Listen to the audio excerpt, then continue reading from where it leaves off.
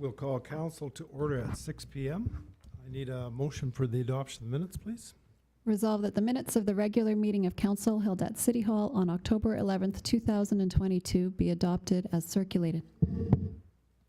Moved by Councillor Meyer and seconded by Councillor Knox. All those in favor? And that's carried. You'll see on the agendas we had a delegation booked this evening. That delegation will be coming to the next council meeting. That will not be this evening. So I'm going to open the public hearing. This is for second and third reading of bylaw 22-8741. This is for Homestead Co-op Limited, and this is the road closure and the sale of Setter Street. Is there anyone here to speak to the hearing for or against? I'm Chris Thierett, representing Homestead Co-op. Chris, would you just take the podium, please? Hi, Chris Thierett, representing Homestead Co-op. Did you want to tell us anything about it, or just here to answer questions? I am here to answer any questions that anyone may have. Okay, thank you. You may be seated. Is there anyone else here to speak to the hearing? Okay, need a motion to close the hearing? I move the public hearing bylaw 22-8741 Homestead Co-op Limited for the road closure and sale of Settler Street now be moved. Moved by Councillor Buds and seconded by Councillor Knox. All those in favor of the motion? And that's carried. So council should be familiar with this bylaw, as we already have given it a first reading. Tonight is second and third reading of the bylaw. Move right into that, as I see that there was no questions on the first reading nor here at the public hearing. So I move, and so it be resolved that the Council City of Portage la Prairie gives second reading to bylaw 22-8741, a bylaw to close a municipal road known as Settler Street, and authorize the sale of land for the sum of $11,857.73 plus all costs associated with the closing to Homestead Consumers Co-op Limited. Moved by Councillor Buds and seconded by Councillor Espy. Any questions or comments on the motion? All those in favor of the motion? And that's carried. And be it resolved, and I so move, that bylaw 22-8741 be read a third time, finally passed, signed, and sealed. Moved by Councillor Buds and seconded by Councillor Espy. All those in favor of the motion? And that's carried. We're going to move right into committees. First up is Finance, Legislative, and Property Committee. Councillor Buds. Thank you, Worship. I do not have anything under my committee report, but I do believe I have an item later on in the council agenda. Thank you. And City Planning and Economic Development Committee, Councillor Meyer. Thank you, Your Worship. City Planning and Economic Development does not have anything at this time, but there's a deferred piece of business that's coming up later in the agenda. Thank you. And Community Service Committee, Councillor Knox. Thank you, Your Worship. Nothing in this portion of the meeting, but we do have some quarterly reports later on. Thank you. And Waterworks Committee, Councillor Espy. Thank you, Your Worship. The Waterworks Committee has nothing to report. Thank you. And Transportation Committee, Councillor Espy. And the Transportation Committee has nothing to report. Thank you. And finally, Public Safety Committee, Councillor Knox. Thank you, Your Worship. Nothing for this portion of the meeting. Thank you. We have one item of deferred business, and this is a request for a variation PC 5822. This is for Niagara at 39 Chatham Bay. And I just want to mention that the public hearing for this variation was held at our last council meeting. So there's no formal opportunity for the two parties to speak this evening, and I believe the two parties are present. However, if members of council have any questions for either of these parties, they may be asked to answer questions. Council deferred this decision last meeting on the variation request and requested further information from Planning District and from administration.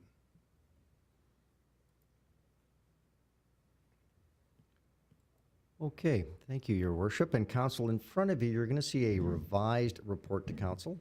that discusses some of the changes that our worship already referred to. Also for that, you're going to see a site plan and a sketch that were similar to what, or exactly the same as what they were last time. But you are going to see some updated photos that were not present in the first one. So as our worship indicated, this actually is just a request for a variation, and the issue, I want to remind council, is just to vary the maximum requirement for a driveway access of 6 meters to be increased to 8.7 meters. The background, just to give you a brief history of it, is that Sunit Nagra is applying to vary the maximum requirement of a driveway access for the size that I just indicated. There's approximately 0.08 meters, which is roughly 3 inches, to the property line to the north, with approximately 8.5 meters to the neighbor's driveway to the north, and 9.508 meters to the property line to the south. The owner will have the downspout on the north side of the house turned to the east side to run down the driveway. As we indicated, a public hearing was held on October the 11th. That public hearing was closed. Council did request more information and deferred their decision, of course, until tonight. So some of the new information that shows up in this one is that an email was sent from the contractor asking if the homeowner could extend her driveway right to the property line or as close as possible, with a reply back from the planning district staff that you can extend it as long as the entire driveway is entirely on your property. There was nothing asked about the grades for the property at the time of the email. The downspout has been turned to the east side of the house, which is of course the front yard if you reference the pictures, so that the water will go down to the homeowner's driveway and not affect the neighbor's property, with less water being put into the swale than there originally was. The contractor was contacted by the planning district staff, and he is willing to work with the homeowner and the neighbor to do sod and grade finishes next to the driveway at a nice slope. Since then, the planning district has spoken with Noreen Brownlee to let her know that council will make their final decision tonight, and that the contractor is willing to work with the homeowner and herself to rectify the problem with inserting sod and correcting the grade finishes. The information requested from city operations is as follows. I'm only going to go through the bullet points. The curb properly rounded. This area has multiple curbs, so there was no adjustment needed, and this is in reference to the permits that are approved when they meet the following conditions. The boulevard to be paved or graveled immediately. This has been completed for council's information. The proposed driveway will not negatively impact adjacent properties. Concern there is, as there's no room for snow storage at the side of the driveway, there is the potential for snow to build up on the neighbor's yard. Maximum width is 6 meters. Driveway is wider than permitted, and that's why there's the variance for tonight. The water service shutoff valve is located prior to construction, and the water shutoff valve is located prior to construction, and that was accessible. If you look back, we referenced 2 minute references in past council meetings where this similar was approved, and those minutes were there for your reference. As you're aware, the building's in an R1 residential single-family zone. Now, as usual, the application has been circulated to the various city departments. The following concerns are the same. The driveway width exceeds what city equipment can effectively clear snow. It also reduces the available area for snow storage. The driveway is higher than the approved lot grades and extends very close to the property line, and this does leave little space for water to run off on the property. So it's the administrative recommendation, and I so move that the council of the city of Portage la Prairie approve the variation request of Sunit Nagra to vary the maximum requirement for a driveway access of 6 meters to be increased to 8.7 meters at the property known as 39 Cadam Bay, which is legally described as Lot 9, Block 5, Plan 35-629 in the parish of Portage la Prairie. Moved by Councillor Meyer and seconded by Councillor Buds. Any questions or comments on the motion? Councillor Buds.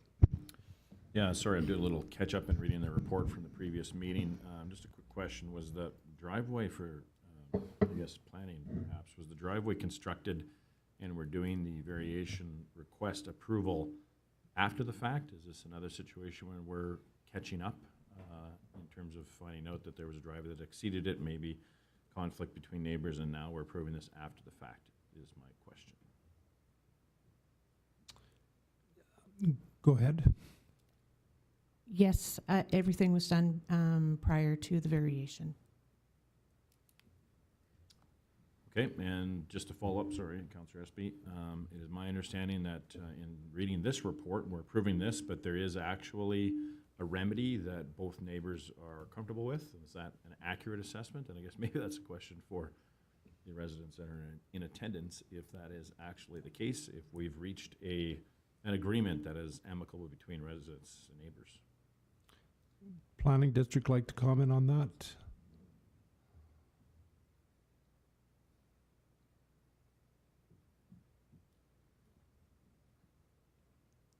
I can, both parties are here, so I could, okay.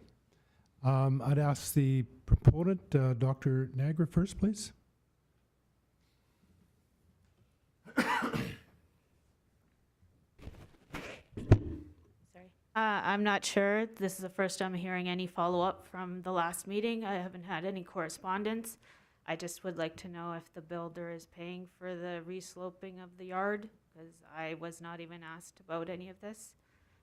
So I'd like some more information on that. In terms of the variation, yes, it was after the fact, but the addition is not from 6 to 8.7 meters. The addition was only 1.5 meters. It was already over the limit when the property was constructed before I moved in, if that helps as well. So I'm not sure. I've not had any discussion with my neighbor in terms of if anyone's happy with this plan or not. Okay. Yeah, well, I think we'll ask the Planning District to comment. The planning district contacted both Ms. Brownlee and Ms. Niagara and let them know that the contractor is more than willing to work with both of them to help rectify the problems that are there. Oh, okay. Ms. Brownlee, did you want to comment on it?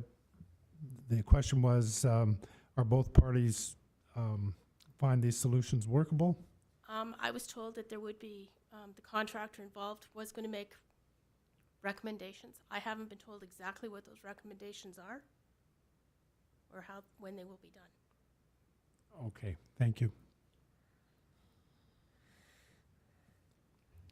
And I guess one more question for the Planning District. Now, the contractor indicated, just so we're clear, that he was willing to work with both, so he may not have gone into specifics on the solutions? That's correct. When I talked to the contractor, or when we talked to the contractor, he had said, I'm willing to do whatever it takes to make both sides of the property owners and the neighbor happy as well. He said that he would, we talked to him again today, and he said, absolutely, whatever I can do to help make things better, I would. Unfortunately, he couldn't be here today as he is out of the out of Manitoba. Okay, thank you. Go ahead. One more question. If we are sloping the grass back into the other driveway, I can submit more pictures. I didn't know I would have the opportunity to do so. Turning my eaves trough down my driveway as opposed to before, with the slant as it was prior to any expansion or construction. All snow off my garage roof was going into 37 Cadam Bay yard. So now it's going down my driveway into the street. If we're doing a slope, can we return it back the same way? Because it's not adding any extra snow into the yard, in my opinion. So I have some questions, because this is, again, new information to me. Yeah. I don't think we can answer those questions. I think what council was looking for was some clarity on the report that the contract's willing to work with both parties to come up with a solution. So that was Councillor Budd's question, and that's the information that we have right now. Okay. I know there was more questions, Councillor Espy and then Councillor Meyer. Thank you, Worship, through yourself to the Planning District. I just want some clarification, and I kind of know the answers to these already, but I'd like everyone to be aware of what we're voting on here. And the driveway itself, while it is on the owner's property, there is no setback for driveways, so they can actually go right to the property line. Is that correct? We'll We're refer talking- that we're question not- to operations. We're not talking about the piece that the city owns. We're talking about the part that is owned by the property owners. So there is that, say, 6 feet between the road and the homeowner's property that would be considered city property. And that's what we're talking about in a variance. But beyond that, is there a regulation or a setback requirement for driveways? So for example, if it's a single car entrance to a driveway, as long as that is within the city property, as it goes up towards the house, are there regulations that would govern the width of that driveway? Who feels comfortable answering that question? I could answer that question. Yeah, you are correct. So it's only the portion that is on the city boulevard that we require the curb cut permit for. The part on the property, we do not. The only question on that part was the change of the grade for drainage. Okay, so we're not making a decision that would impact anything beyond the city property tonight. Yes, the variance would not cover that, no. So we're talking about things like snow removal, we're talking about things like downspouts. That's not what we're deciding on. No. Thank you. Councillor Meyer, you had a question? Yes, thank you, Your Worship. And I will back off a little bit because my concern or question was similar to Councillor Espy. I just wanted to kind of clarify where it talked about permits are approved when they meet the following conditions. I understand exactly what we're voting on here tonight, but it says proposed driveway will not negatively impact adjacent properties. So I'm not quite sure exactly how that phases into this. I was also under the understanding by reading the report that all parties have been contacted and we're in agreement to something getting done, and obviously I'm clear that that's not the case. So I guess the two questions I have is, are the parties aware of what can be done to work together on this in reference to Councillor Budz's comment, and how does the proposed driveway will not negatively impact adjacent properties affect this report? Am I clear on that? I think so. I think the first question has already been answered in that planning district has talked to the contractor. Contract's willing to work with both partners to find a solution that's mutually agreeable. Could you repeat the second question? Just in regards to where it says the permit is approved. So if this had been addressed before it had happened, the proposed driveway would not negatively impact adjacent properties. Obviously, because of the drainage issue, this driveway would impact adjacent properties. Am I right on understanding that? Or maybe I'm misreading it. Who would like to clarify that for us? I will. So because of the moving the downspout, there is definitely less impact. The one impact that was mentioned was snow. So it won't necessarily have an impact. It's just a potential impact because there's no place for them to pile their snow when they remove snow. Okay. Thank you, Your Worship. Further questions or comments on the motion? Councillor Espy? Just one more comment. It's I never like being in a position where something gets brought forward after the fact. So when the work is done and then the request is made, that's a tough one to make a decision on, and it's something that we've experienced in the past. So I'm really struggling with which way I'm going to vote on this based on that alone. I would have liked to have seen this come forward before we were in a situation where stuff had to be undone.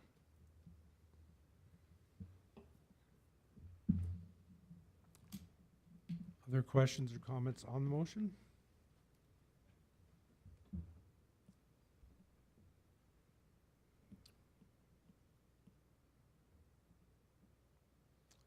Okay, questions have been called. All those in favor of the motion? And the motion is carried.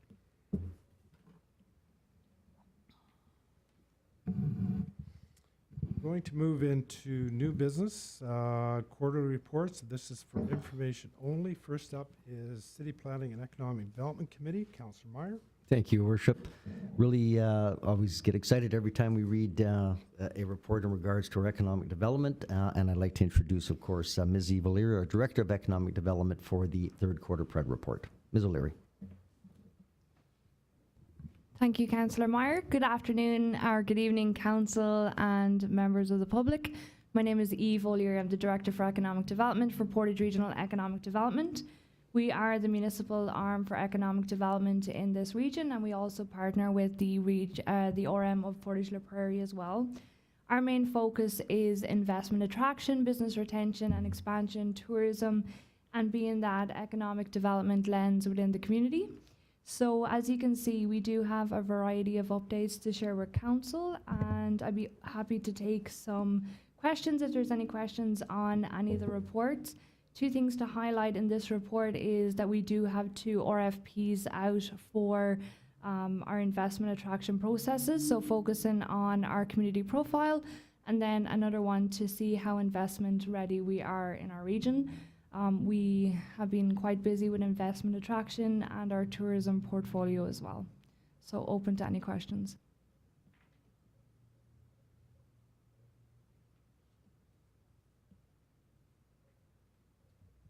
Seeing none, I think that's the end of our report. Okay. Thank you, Councillor Meyer. And thank you, Eve. Next report is Community Service Committee. This is second quarter reports. Councillor Knox, please. Thank you, Your Worship. We do have 4 quarterly reports in this section.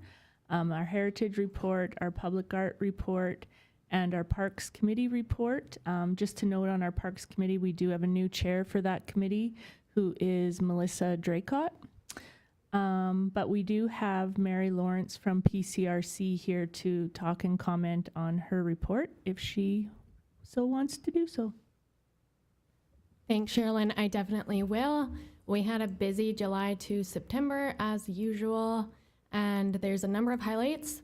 So our Portage Local Immigration Partnership Program supported a tour for Ukrainian refugees. And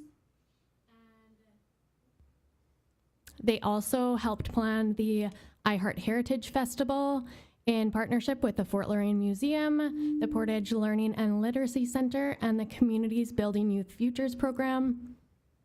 PLIP had a meeting with stakeholders to discuss the possibility of a transit system with electric buses through an application submitted to the federal government. So this is a huge application worth $4.5 million. So they've had the federal government contact them back a few times, so that's exciting news. They also received a grant through the Jumpstart program to run a free cricket program. The Communities Building Youth Futures program received $55,000 in a grant to expand the roving campus program to grade 10 and 11 this year. That program's been highly successful with almost all of their students graduating. They also held a testing event with the Manitoba Harm Reduction Network, and they launched the Innovation Center at the Red River College. When they launched this, they held a business competition for youth, and 3 youth in our community won free workspace at Red River College for a year, along with $1,000. And they had a funder visit with a representative of an anonymous donor who saw our community as a gold standard of collaboration, which is a huge win for Portage.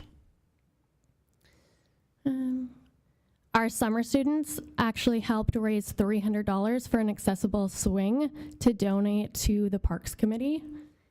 They did this through Freezy sales, and they also received a $750 Via Rail voucher that we're currently accepting donations in food to receive a voucher, so you can enter to win that, and that will go towards our Reaching Home program, which supports vulnerable people in our community who receive housing and startup costs. We did have 1 applicant who made it to the next level of the Community Roots program, and they have most recently been approved, so that helps with a down payment to purchase a home in Portage. We're currently in the process of rezoning the lots for our affordable housing project, as many of you know. We have decided that once it's rezoned, we'll put out a request for proposals for that project. Since PCRC is a capacity building organization, we know that some organizations might be better fit to manage a housing project than we currently are.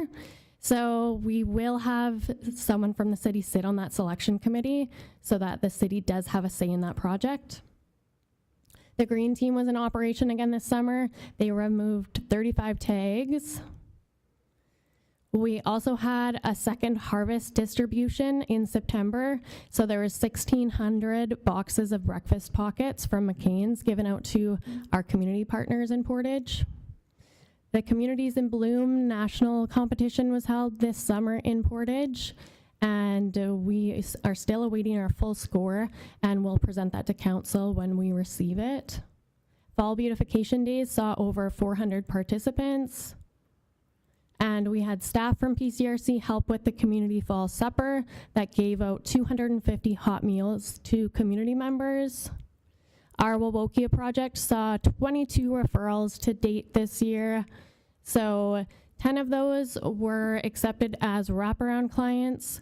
4 were engagement discussions and connected those clients to the right resources that they could access in Portage. 8 were brief interventions, and that also included a referral from the Portage Hospital for the first time in that program's history. So there is a new coordinator for that program, and they've been doing some training since August. The Reaching Home program has housed 15 adults since April 1st of this year. And our Indigenous Seniors Resource Coordinator and our community auntie have started monthly gatherings for Indigenous seniors to give feedback and provide them with information that could help them.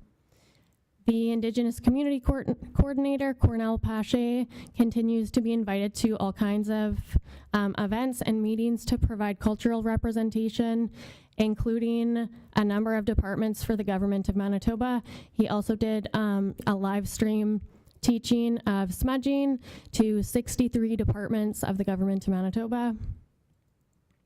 And Truth and Reconciliation Week was marked by a flag raising ceremony and proclamation at City Hall. And September 30th, PCRC staff participated in an honor walk from City Hall to the National Indigenous Residential School Museum, where we supported their event for the day. And I can answer any questions that people might have. Councillor Knox? Thank you, Your Worship. Thank you, Mary. As this being my last meeting as a councillor, I just want to take a little minute to talk about PCRC. I've worked closely with this organization for the last 4 years and really have seen the great work that they do in our community. Mary gave a very quick report, but I often get asked about our homeless population in our city and how we're helping them. And I think, I'm not sure if everybody heard that since April, our Reaching Home program has found housing for 15 people in our community. That's significant in a community our size. I think it's important that we talk about them and make sure that people know the good work they're doing. I work closely with the Wowokia project. We've seen great strides over the past years. We always talk about community collaboration. And just at the recent last meeting, we had our first referral that came directly from Southern Health, the emergency department, which is something that that group worked towards for 4 years, and it finally happened. So I just want to give kudos to PCRC and all the hard work they're doing in that team there and everybody who helps them. So thank you. Thanks, Sherilyn. I would also like to add that Reaching Home only counts the adults that they house, so there was also children in addition to those numbers. And PCRC really enjoyed working with this council, and we really appreciate all the support we received. Thank you.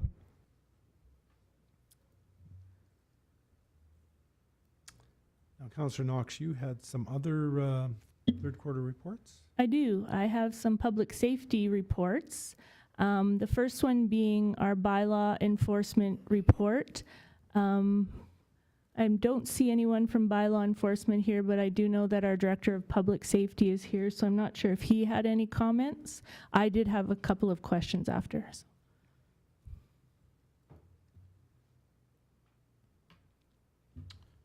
Not too much for comments. So Bylaw enforcement added a third officer as of August 30th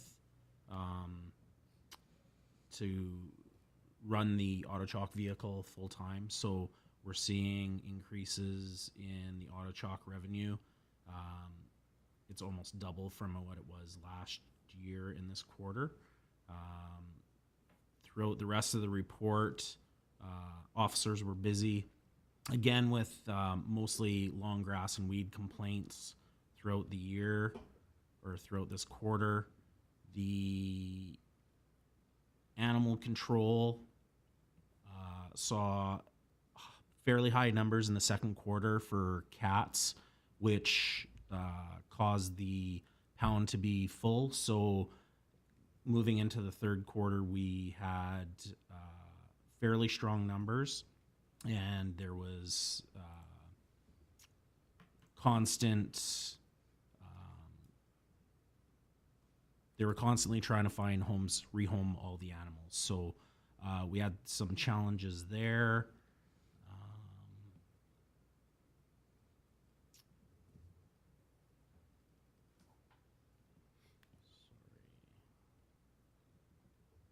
And overall, the housing, maintenance and occupancy bylaw, those numbers were slightly down in the last few months here. So they continue to go after the anybody with complaints with that.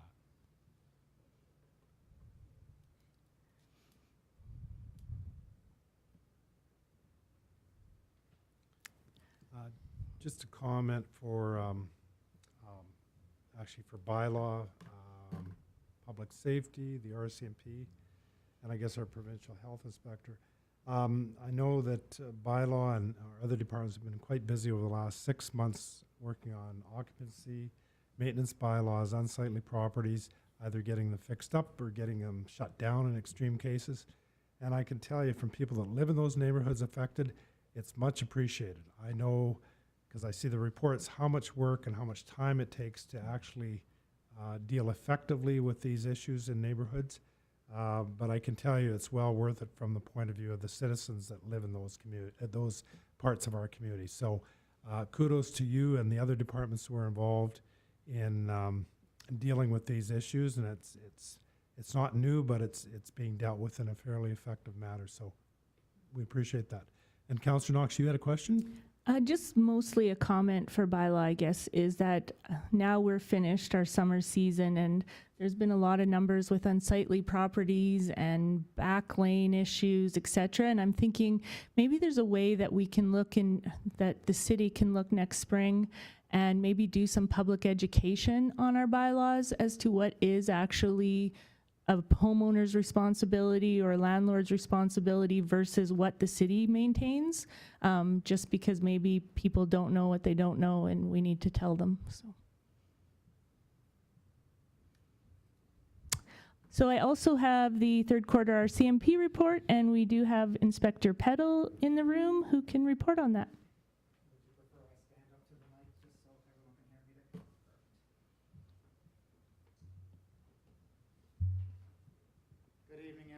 I got a fair bit of material to get through, but I'll get through it as quickly as I can, and I'll... Inspector Peddle, could I ask you to use the microphone? We've got thousands of people watching us on YouTube, so we want to make sure we get all the dialogue right. Okay. Yeah, that's a bit better. You can hear me now? Thank you. Okay, sounds good. So like I said, I got a fair bit of material here to go through from over the summer. We had a very busy few months at the detachment. So first, I'll take the time to go through some of the stats. I'll tell you some of the things we're doing in the community, some of the projects that we have. And at the end, I'll be free to answer any questions that you may have for me. So we sent over our crime stats to the city last week. And you'll see that a lot of the stats have stayed the same, but the thing that we noticed a big increase in this summer is our property crime in the area.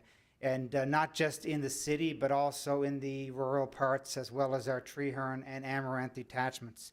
we noticed a significant rise in the thefts and attempted thefts of vehicles in the area. That's something that we had on our radar all summer, and it went up significantly from previous years.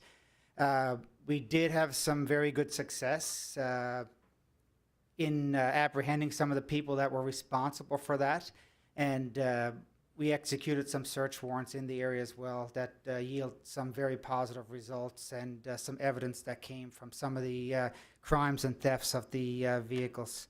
So you would have seen some of the media coverage on Portage Online for some of those stories, for some of the thefts of the vehicles that took place and the success that we did have. And unfortunately, we did have some damage to our police vehicles in the process of apprehending the people responsible, but there have been charges laid, and in the last month we've noticed it's diminished significantly since we've charged people. So that's very great to see. So like I said, the property crime did go up significantly over the summer months. We did see a decrease in traffic collisions. We've seen an increase. We've seen an increase from last year in the number of impaired charges. It's gone up from 17 to 34 for the same time period. And that's people that have been charged or have been given suspensions for impaired driving in our communities. So one of the things that we're very proud of that we're working towards this coming Christmas and winter is the bringing back the Operation Red Nose to the community, so we can provide sober driving commitments to people. So we have volunteers set up to help out with that, so we can bring that to the forefront. So I'm very proud of that. It's something that I've never been a part of. It's been brought to my attention since I've been here. In the 11 months that I've been here, I've done 20 years in other communities. We've never used that program, but very interested to see how it works. But from reading the previous reports from the media, it worked very well, and they were able to provide rides for a large number of people in the community. You'll see, just finally on the stats, you'll see that our prisoners lodged went up a fair number as well. So we put through 374 prisoners through our cells in the last 3 months. So it just gives you an appreciation of quite just how busy we are at our detachment. One of the other things I wanted to touch on is just some of the reports that have been out in the media lately as far as our Crime Severity Index. That's a big thing I know with people in Portage. I know before I moved here, when I researched the community, it's something that kept popping up through Maclean's magazine, different media outlets. So just to clear the air on that, I did receive the most recent report this summer, and the Crime Severity Index, it continues to drop for Portage. So in 2019, it was at 285.7. It went down last year to 230.2, and it's gone down to 227.3 on the most recent. So for anybody that doesn't know how that works, it's basically, it factors in, traditionally it used to just be all of the offenses that were reported to the police were taken into account, so a mischief was treated the same as a homicide. So with the Crime Severity Index, it gives more weight to violent crimes that are taking place in the community, and it gives a factor for that. Having said that, we still got a lot of work that we need to do to improve. Right now, we're based on the population of communities over 10,000 people. Portage is 7th on the list in Canada. So Thompson is number 2 in Canada, and Portage is number 7. We're improving, but it's still nothing to be extremely proud of from our side of things. So there is work to do, but to see it go in a positive trend is good.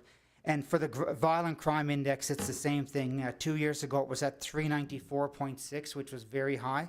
It's gone down to 262.6 on the most recent stats.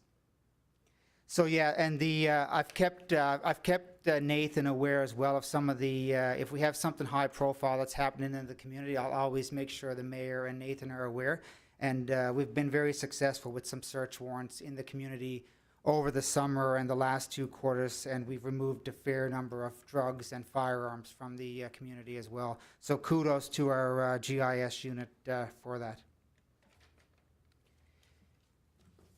So just as far as our budget, our most recent I guess, at the half-year mark. So just so everybody knows, our fiscal year starts April 1st. So we're at the halfway mark now as of the end of September.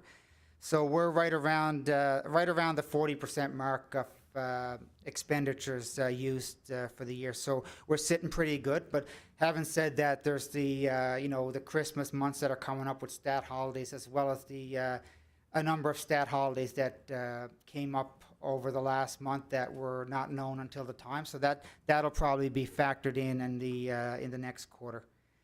We have 2 soft vacancies. So right now we have 27 regular members for the that fall under the city. So I've done my best to keep that stacked up as high as I can so that we're providing the proper coverage to the city. So right now we're at about 25. We got about 2 soft vacancies for the city, and I'm running those soft vacancies right now in our traffic unit, just so we're having proper coverage to respond to the priority calls for the city. Having said that, we're doing, as you'll see in a minute, I'll read you some stats with the traffic. We're still doing tremendous work with the traffic stats as well. And our community policing liaison, who falls under the city budget as well, he's been off on some light duties for the last month, so he's only been working a couple of days a week. So that's had a little bit of an impact over the last couple of months.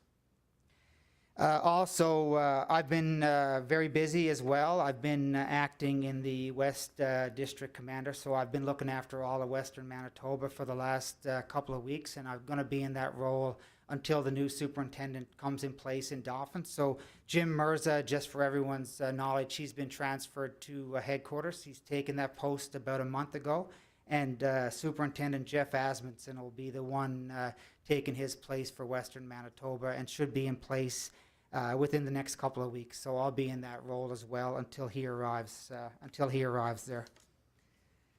So we've had a number of new members that came into Portage over the last few months. So we've had Constable Marge Baxter, Constable Chris Evans, Constable Vassal Keelis, and we've also had an ME, Cher Dobbin, who recently was hired on with the city and started with us as well. So we welcome those to our team. For the overtime for this year to date, we're at just over 125,000. So the last quarter was we used 54,000 in overtime.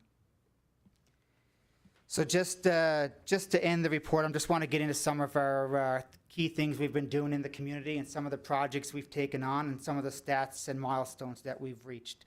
So one of the things that we do every year, as I mentioned before, is we have our annual performance plan. We meet with our representatives from all over the district to see what their priorities are and what they'd like to see us doing as a police force. So the 4 priorities that we've come up with for the year are communication, both internal and external, with our community partners. The second one is road safety. The third one is offender management. This is a big one, and prolific offenders. It always gets a lot of media attention, so that's something I'll touch on in just a second. And the fourth one is reconciliation activities, community events and partnerships with our Indigenous communities. So just some of the highlights that we've had. During the second quarter, we've had 7 internal meetings with partners for a total of 22 for the first 6 months. This is one I'm very proud of right here, is external meetings and contacts with community partners. During the second quarter, there's been 149 contacts with our community partners for a total of 428 contacts for the first 6 months of the year with our external partners and communities. For the school liaison, there's been 50 in-person visits to the school this quarter for a total of 200 so far this year for our fiscal year. There's been 656 charges laid, traffic charges laid this quarter for a total of 1,134 charges under the Highway Traffic Act. There's been 17 impaired driving incidents during the last quarter for a total of 38 for the halfway point. There's been 8 check stop programs completed in the area for a total of 12 for the year. On to our prolific offenders and offender management. So far for the second quarter, there were 8 updates to our Crown Attorney's Office for a total of 12 for the year. So I sit on a coordinated community crime response committee with Councillor Knox, and that was one of the initiatives, and Nathan as well. And one of the initiatives that came out of that was to make sure there's a strong partnership between the RCMP and the Crown and the Senior Crown to make them aware of who our prolific offenders are in the community, the people that we are dealing with over and over again. So we've been keeping on top of that, making sure the list is going over to Crown so that it can be considered in sentencing for those individuals. So a part of that committee, we meet with, that sit on that committee is the city representatives in Sherilyn and Nathan, Manitoba Justice, myself with the RCMP, as well as Constable Neufeld, our community policing liaison, as well as Mary and the Wawokia group sit in on that as well. So we work together to try and curb that problem. It's work. I will say it's a work in progress. I've said it before that 99% of the people in Portage are wonderful, tremendous people, and it's a great place. But that 1% does keep us busy and keep us, dealing with them over and over again. So that's something, we make sure that partnership is strong there and that the Crown are aware of those issues. So the next thing is the work with our community mobilization group with Mary and Alexa and her team. So we've had 3 referrals this month for a total of 6 for the year. I recently attended Winkler last week with Mary and her team to take part in the biannual community mobilization provincial meeting. So that went very well, and great to see the partnerships and the work that's being done all over the province. And I guess it's a great time now just to recognize Mary and the PCRC team for the great work that they do and the partnership that they have with us. It's a very positive one, and I know I can pick up the phone at any time and call Mary, and they're going to help us out in any way they can. And I'm hoping she would say the same about our organization as well. One of the things that came up from the city that they'd like to see is the foot patrols in the community. The summer was extremely busy here. Not going to make excuses. We were short on resources at times, but we still managed to get 42 foot patrols, dedicated foot patrols in through the downtown core in the past quarter. And the final thing on the objectives is the reconciliation activities. So we had 11 occasions where we met with our Indigenous partners during the last quarter for a total of 36 for this year. The calls for service for the year, I just want to cover that off. So for the last quarter, we had just over 2,500 calls for the city and 1,400 for the municipal for a total of 4,000 calls. And we're up around 8,000 calls so far this year for about the halfway point. So usually we're at about 18,000 calls for the year. So some of the committees that we sit on the Coordinated Community Crime Response Committee that I mentioned, the System Leaderships Committee with the Community Mobilization, the Portage Local Immigration Partnerships, and the Citizens on Patrol, the COP Committee here in Portage, which have been a tremendous supporter as well. One of the key initiatives that we were happy with for the year is that we were able to secure funding through the forfeiture grant through the Manitoba Justice to get a van for the PCRC group. So that's gone over very well. From my standpoint, I've been here 11 months and I've gotten to get a picture of your city and the area. And, some of the concerns that I see and the main issues in the community are definitely, as Councillor Knox mentioned, it's definitely mental health and addictions. I can say that with definite certainty on what I see on a day-to-day basis and the committees that I sit on. There's definitely an issue with meth in the community here. And there's definitely an issue with wait times for people waiting to get treatment and trying to get out of that criminal cycle. So that's something that we definitely need to work towards as a community and as a group, and hopefully that'll be actioned in the community safety and well-being plan. But we have taken action, and we've wrote letters on behalf of the committees to the Southern Health and different organizations in hope that we can sit down and have a meeting to progress that. Finally, just some of the quickly, I know I'm taking up a lot of time, but some of the things that we've done in the last quarter, we've taken part in the Anti-Racism Walk, the Indigenous Peoples Day Orange Shirt Walk. I had the great opportunity to attend the Dakota TP Powwow in Red Surge, where I got to take part in that powwow and present the chief at Dakota TP with a token of our appreciation for the partnership. We took part in the unveiling of the mural at the BDO Center. The National Day of Truth and Reconciliation, we took part in the walk from the City Hall as well. I recently had a meeting with the chief and council of the Dakota TP First Nation. They just elected a new chief there, so I sat with them just to listen to their priorities and come up with a strategy from our end so that we can better that partnership. Recently had a school meeting with Superintendent Todd Cuddington and his partners to look at ways we can increase safety and take preventative measures in the schools. Just last month, I had meetings with the court staff, the judge, Crown, Child and Family Services, Probation Services, and Victim Services. And I attended a community leadership meeting at the Gillespie Center to discuss communities building youth futures. And that was already mentioned, but they spoke from a national level that they do this, been doing this for 20-something years, and that the collaboration that they seen in Portage was something that was to be admired. So that's something that stuck with me as well. And I also took part in the Communities in Bloom luncheon with the mayor and partners in the city, and we were given a great demonstration in the TP there on traditional Indigenous medicine. So that was something that was great to be a part of. And I'm looking forward to taking part next week in the Cancer Research Fashion Show with Sherilyn and her team. So myself and Brad, I guess, are going to be in uniform and be the escorts for that. So something we're looking forward to.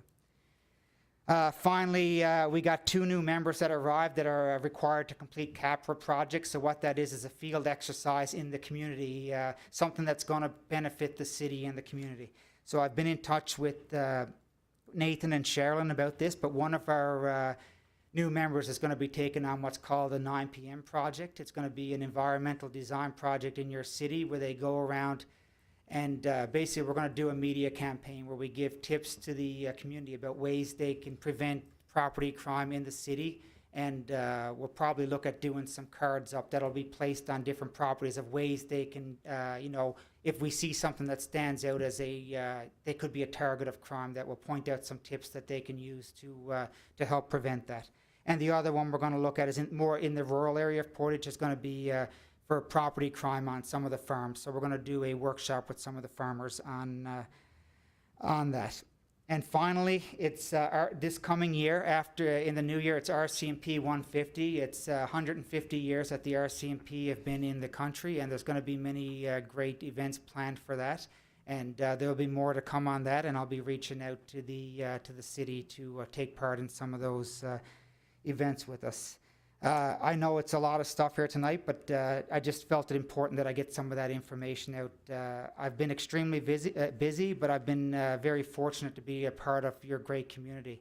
As busy and as much as crime as there is taking place in the community, the members are doing extremely hard work, holding people accountable. We have to remember at the end of the day, we do our job. Unfortunately, we're not the ones that hold the people. That's up to the law and the courts and the Crown, and they have to abide by what the laws and the legislation are as well. So with that, before I take any questions, I just want to take the time to thank the current council for all the support they've given me in the last year. It's a big move for me and my family to come to Portage from Newfoundland after doing 20 years of policing there. And I can honestly say that everybody here has made me feel so comfortable, and I feel like I've done my whole service here. So thank you very much for that, from me and my family. And thank you for your dedication to the council, for the people that are leaving, and to the mayor. The great partnership that we have is something that I've admired, and I look forward to working with the new council once elected. So thank you very much. Thank you, Inspector Peddle. We'll open up for questions. Councillor Knox. More of a comment, of course, since I just want to comment that for all of our public safety, for our RCMP, our fire, our bylaw, it has been my pleasure being the public safety chair the last 4 years. Our first responders are something that we really need to respect in our community and be proud of, because they put themselves into situations that I don't think many of us around this room would want to do. So the teams, all your teams and your leadership, I just admire. So thank you for all your hard work, and it has been a pleasure for sure. Any other questions or comments for Inspector Peddle? Councillor Buds. Yeah, I'd just like to echo the comments of Councillor Knox. Great work, great report. It's not as easy just to look through those numbers, but to hear the report verbalized in that fashion was great. Just want to tip on, or ask you on one thing, and you know, I think you're aware, and so is a lot of us, that in our community, there is a tremendous amount of frustration, not with the RCMP, but with the Crown, on this revolving door justice. You know, and we do hear like it is prolific offenders. I know there's a lot of work done, but is there anything more that this council can do, or anyone can do, in order to kind of get that message? Because and correct me if I'm wrong, but we are in a different place than the Crown is in terms of how to deal with some of these prolific offenders, and the lack of sentencing that we're seeing, where there is a tremendous amount of frustration, and it is unfortunately building in our community. Do you have any comments on that? Yeah, absolutely. Good question. What I can say is I've been in, this is my 8th different posting, and it's been a concern everywhere I've been. It's just a bit of on a different level here. Like the Portage, the crime, the number of calls that we respond to in the run of a year is, like I said, it's very high. We're usually between 16 and 18,000 calls a year. And you're exactly right. We're dealing with the same people over and over again that's creating problems here in the city. As I mentioned, most of the people are tremendous people. And I guess the best suggestion I can say is that the sentencing a lot of the time is, and I'm sure the Crown would tell you, and if the judge had the chance to speak with, you know, they're bound by the precedents and the law and the bills that are put into place by the government of Canada, and that's what they have to go by, and they have to go by, I guess, the precedent that's been set in previous cases. But what I would suggest is, you know, we need to continue to be vocal and work together as a community to identify, you know, the individuals that need help. You know, we deal with them over and over again, yes, but we also see issues that we can work on as a community, like the wait times and things that can certainly help get these people out of the cycle. So I guess another thing we can do as a community, or you can do as a council, is to, like, you know, lobby your MLA about issues that you see as far as prolific offenders.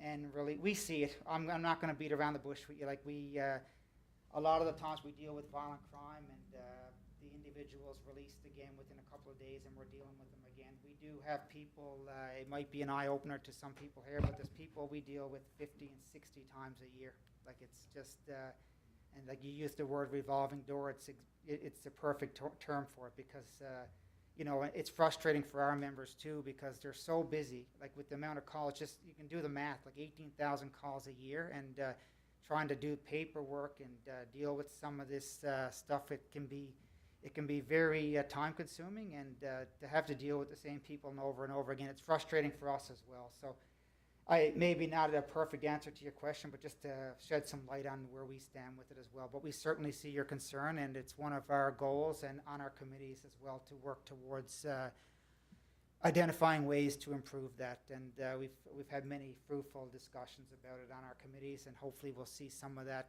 come to fruition over the next few months and the next year. So, thank you.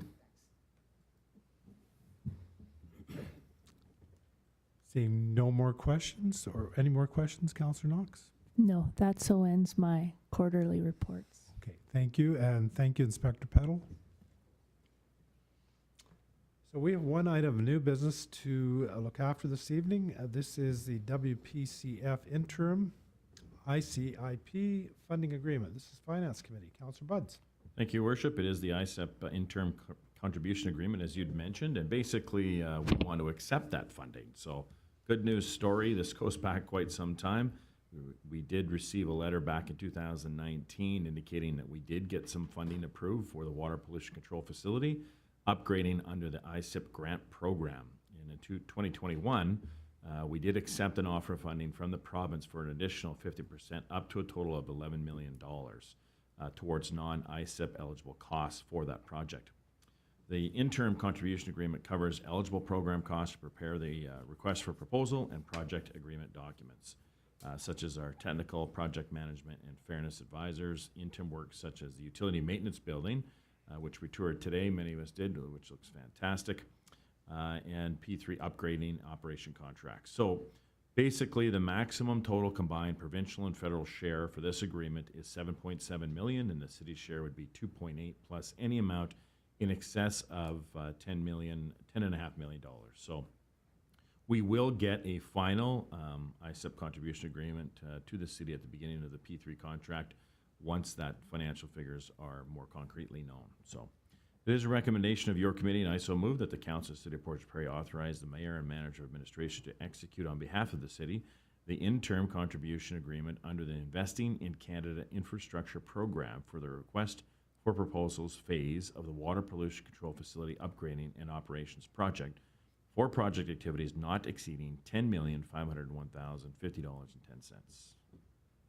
Moved by Councillor Buds and seconded by Councillor Espy. Any questions or comments on the motion? All those in favor of the motion? And that's carried. We have no old business this evening, so council is adjourned at 7 p.m. We're going to move right into committee. I was going to mention to members of the press and the public that it is open to the press, open to the public. Call committee to order at 7 p.m. First up is Finance, Legislative and Property Committee. Councillor Buds. Thank you, Worship. I have nothing to report other than a final sign-off. I want to thank the citizens of Portage la Prairie over the course of the last 12 years and in their support of me contributing, hopefully in some regard, to the progress of our city.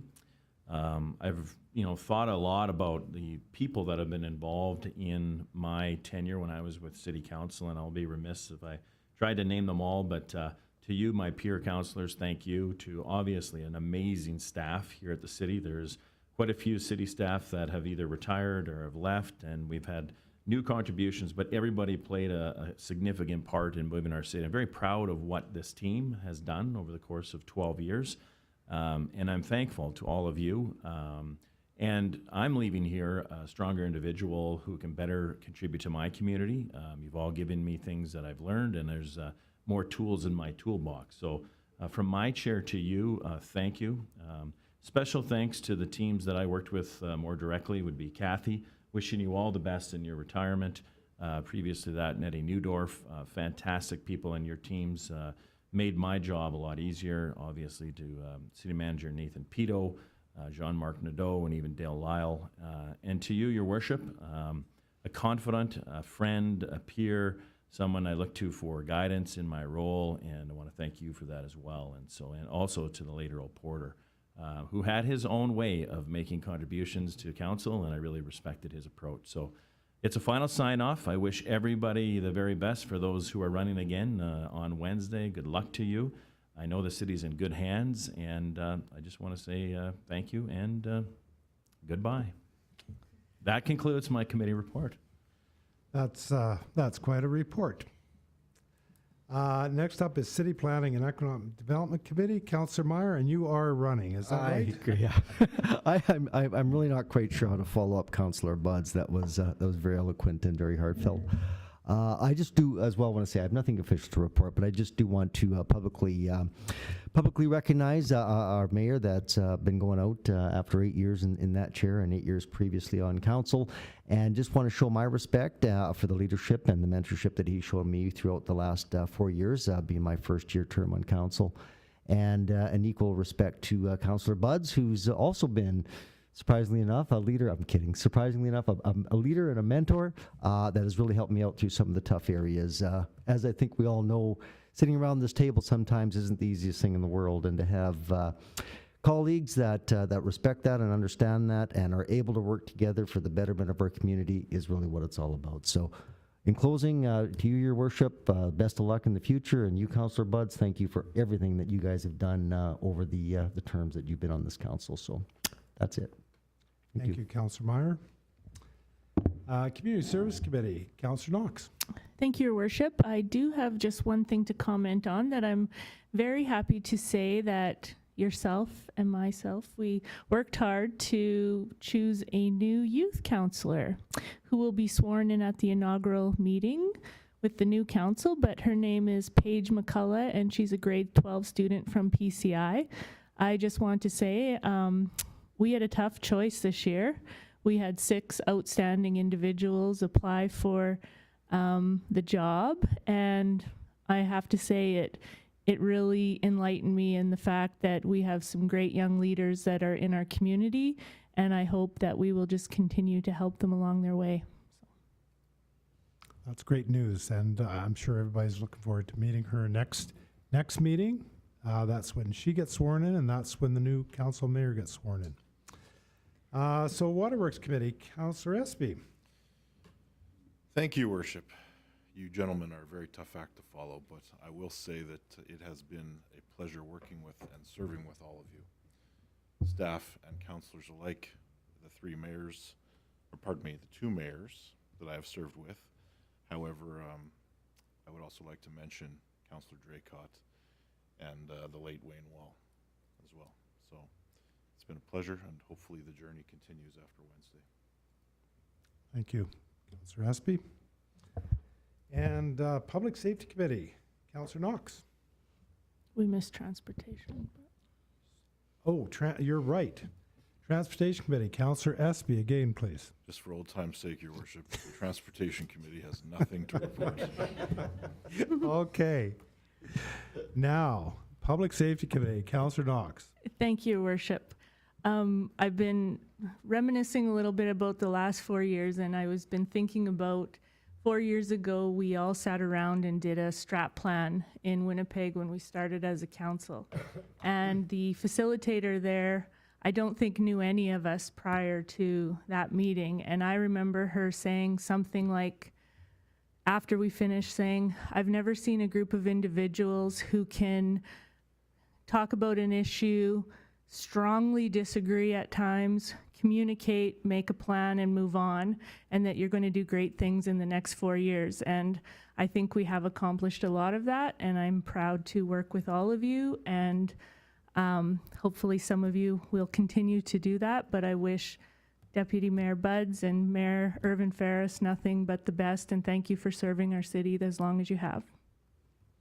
Well, thank you for all those kind words, and as always, the final word is mine. If I'd known I was going to get all these kudos, I probably would have resigned after my first term. So anyway, first of all, I want to comment on the staff. And when I talk about our staff, I'm talking about the folks here in the room with us, also includes our partner agencies and our partners in the community.